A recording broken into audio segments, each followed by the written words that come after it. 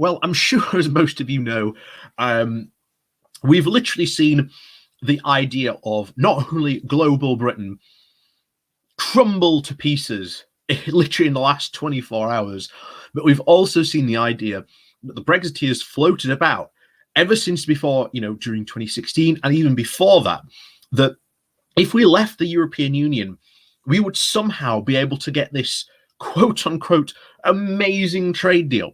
And in fact, if you were watching some of my live stream I did last night, we went through where we had the brain of Brexit, Daniel Hannan, and one of the congressmen who sits on the Ways and Means Committee, which is pretty much responsible for doing trade deals and knowing what's coming down the pipe.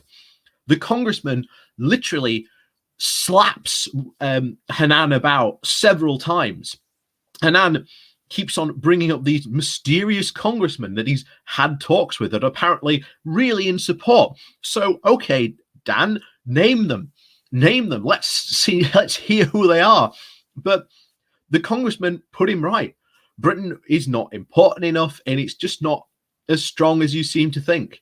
And Hannan was bringing out all the greatest hits, and literally he was getting slapped about by reality.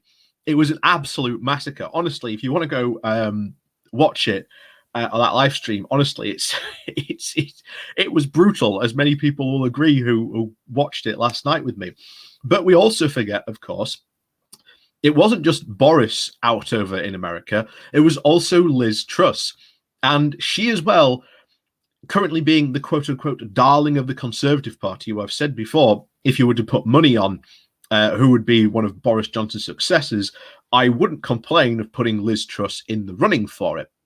And of course, she's been out there doing her foreign secretary thing, and of course, failing very, very spectacularly at it as well. So let's dive into what Liz Truss has been getting up to, because a lot of the attention has been squarely pointed at Boris. And don't get me wrong, rightly so. But trust me, Liz Truss deserves a lot of the failure that's been going around as well. So before we do jump into this, please remember to hit that like, share and subscribe button. And of course, down below, there are links to my Patreon page and a one-off donation link called Buy Me Coffee, where you can, buy me coffee. And as always, thank you very much to all those people who do support the channel that way. So let's jump into this. This comes from the New Statesman, and the title is Liz Truss's Delusion of Global Britain is Falling Apart Before Our Eyes. One of the reasons Boris Johnson made Liz Truss the Foreign Secretary on the 15th of September was that she, like he, practices boosterism at a time when so many Brits are deeply concerned about their country's future. Here she is in the Sunday Telegraph at the weekend, in full cry ahead of visiting the UN General Assembly with Johnson this week. This will be the autumn where global Britain plants its flag on the world stage, going out into the world in a positive and confident spirit to try and tackle the major challenges of our age alongside our friends and allies, she wrote. The government would be, quote, positioning the UK at the heart of a network of economic, diplomatic and security partnership.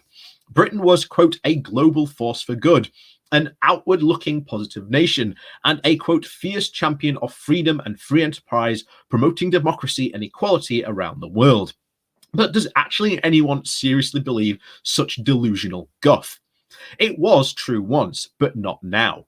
Far from building partnerships, we have quit the world's biggest political and economic bloc, and in doing so, squandered our utility to the US. Johnson talks about global Britain, but the truth is, we are now isolated. A mid-sized nation, albeit one with nuclear weapons and a UN Security Council seat, that is trying to maintain its international relevance. Since its ejection from Downing Street, Dominic Cummings has ridiculed the global Britain nonsense of his fellow Brexiteers, calling it a, quote, crap slogan that 5 years later on still means nothing. And he is completely right. In fact, that's something that's been actually very funny to watch. Dominic Cummings literally hurling so much stuff at Johnson and the current cabinet. And I wouldn't be surprised if, again, there's a book coming in the works. And I'd be very interested in reading that book. I've said before, it's always very interesting to find out the goings on and the ticking clock, shall we say, that is in Dominic Cummings' head.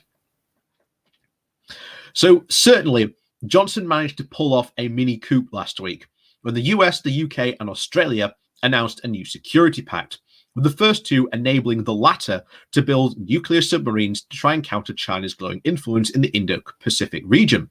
But at what cost? The AUKUS pact has completely undermined both NATO and Western unity. It has enraged France, our closest and largest neighbour, which saw its own $27 billion deal to build 12 conventional submarines for Australia cancelled without notice. It has cemented Britain's growing reputation for perfidy and shown once again our continuing and increasingly risky dependence on the so-called special relationship to try and maintain our standing in the world. As Clement Bruret, France's European minister, complained, our British friend explained to us that they were leaving the EU to create global Britain. As you can see, it is returned to the American fold and accepting a form of vassal status. After 2 wretched years as Foreign Secretary and 2 more as Prime Minister, it's very remarkable of how few friends Johnson has among his fellow world leaders. Indeed, most privately view him as an aberration, and that includes President Biden. When they meet at the White House tomorrow on the 21st of September, he and Biden will put on a stalwart show of amity between British Prime Minister and US President. But it will be exactly that, just a show.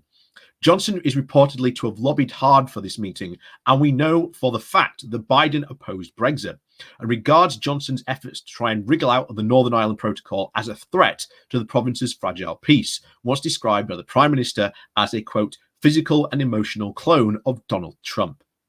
Biden has demonstrated his true regard for Johnson by even failing to consult him before abruptly withdrawing US troops from Afghanistan last month, then refusing the Prime Minister's calls. Nor would he have taken kindly to contemporary press reports of Johnson calling him Sleepy Joe, an unnamed cabinet minister even describing him as Gaga and Doolally. Since Trump's departure from the White House, any chance of Britain trying to swiftly negotiate a trade deal with the US has completely vanished. And so, what of Truss's claims about global Britain? A fierce champion of freedom and democracy. Tell that to the millions of Afghans we have just abandoned to the tender mercies of the Taliban. Or, for that matter, those in this country who are trying to seek their rights to vote and to protest eroded by Johnson's government. Outward looking, we've spent the last 5 years navel gazing. We've just cut overseas aid. We've treated refugees fleeing wars, poverty, and repression as criminals. We've breached international laws and conventions. We've diminished the Foreign Office and empowered mediocrities like David Frost, who are shrinking Britain's council presence overseas. We are even resorting to the imperial measurement system in some ridiculous pandering to those who really drive the British foreign policy these days, the very disgruntled Red Wall voters. Britain at the heart of a global network, we've just left the biggest one of all, with nothing to even replace it and to deeply even antagonize our foreign European friends and allies in the process. Far from providing global leadership, we have even struggled to hold the UK together, raising the deeply embarrassing possibility that our nuclear submarine fleet could even soon lose its Scottish base. As for the UK planting its flag on the world stage, Truss cites November's UN climate change conference in Glasgow as an example of that. Let's see. It might be a great success, and I pray that it is.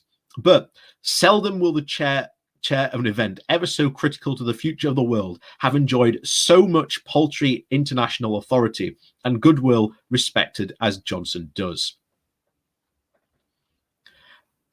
Yeah, so this is what we've been saying for a while. Britain has become completely irrelevant onto the world stage. And even the French minister said it right. We have gone from Europe and onto the fold of the US, accepting a form of vassal-like status. The AUKUS deal completely undermines NATO, something which the Brexiteers complained viciously about, that apparently our being in the European Union was undermining our NATO partnership. Well, the AUKUS deal has undermined the NATO partnership even more so than anything in recent years. I don't see them complaining about it, because of course they have, you know, this very Europhobic view of things. And of course, sooner or later, these people are going to get booted and rejected from the party, because their view of this Britain that they are trying to build doesn't exist, has no influence, has no power. And sooner or later, a lot of people in the Conservative Party are going to realize this, and then they're going to throw a fit. Remember, Johnson threw out all the moderates who were against Brexit back into, shall we say, the Conservative Party, while the Parliamentary Party is full of now very committed Brexiteers. But trust me, they're in that Parliamentary Party, and trust me, they are plotting. They are looking for weaknesses. And like I've said before, I think this conference coming up could be very, very interesting for the Conservatives, not only just for Labour as well, this conference season. So, as always, thank you very much for watching. Please do remember to hit that like, share, and subscribe button down below. And of course, please do remember to visit my Patreon page or the one-off donation link, Buy Me Coffee, where you can, well, buy me coffee. And as always, thank you very much for watching, and we'll see you all next time.